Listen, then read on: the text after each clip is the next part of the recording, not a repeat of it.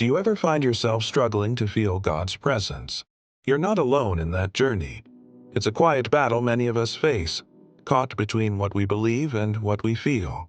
We long for a tangible connection, a constant sense of closeness to our Creator.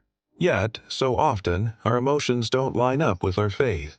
This creates a difficult tension, a conflict we might call faith versus feelings. It's easy to wonder if something is wrong when the emotional high of our spiritual experiences fades. But what if our faith was never meant to be built on the shifting sands of our feelings in the first place? Our feelings are a gift from God, but they were never intended to be our guide. Emotions can be powerful and beautiful, but they are also incredibly fickle. They change with the weather, with our circumstances, even with how much sleep we got last night. To build our faith on something so unstable is to set ourselves up for a constant cycle of doubt and insecurity. The Bible itself warns us about this. Proverbs 28:26 tells us that whoever trusts in his own heart is a fool, but he who walks in wisdom is kept safe. And in Jeremiah 17:9, the prophet declares that the heart is deceitful above all things and beyond cure. Who can understand it? These verses aren't meant to condemn our emotions, but to put them in their proper place. They are indicators, not our compass. True faith isn't about chasing a feeling. It's about trusting in the unchanging truth of God, even when our feelings tell a different story. So, if we don't rely on feelings, what do we build our faith on? The answer is discipline. Think of it like training for a marathon. No athlete waits until they feel like training. They know that to win the race, they need consistency, discipline, and a commitment that goes far beyond their daily motivation. They show up on the hard days, the tired days, the days they would rather do anything else. The Apostle Paul uses this very analogy in 1 Corinthians chapter 9. He says, "I discipline my body and keep it under control, lest after preaching to others I myself should be disqualified."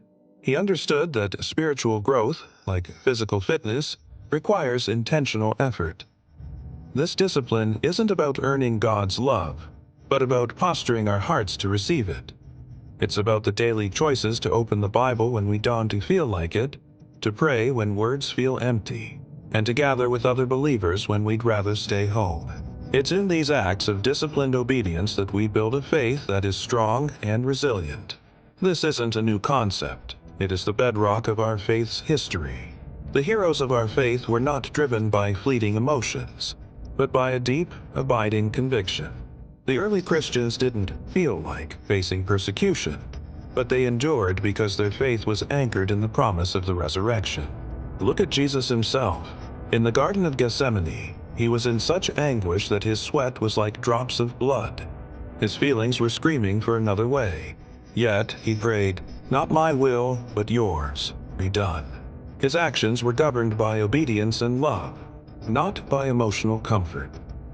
Hebrews chapter 12 encourages us to look to him, the founder and perfecter of our faith, who for the joy that was set before him endured the cross, despising the shame. Their stories remind us that true faith acts on truth, even when feelings protest. It is an endurance race, not a sprint. Ultimately, faith is a choice. It's the decision to trust God's character and His promises over the noise of our own emotions. Feelings will come and go, but the Word of God stands forever.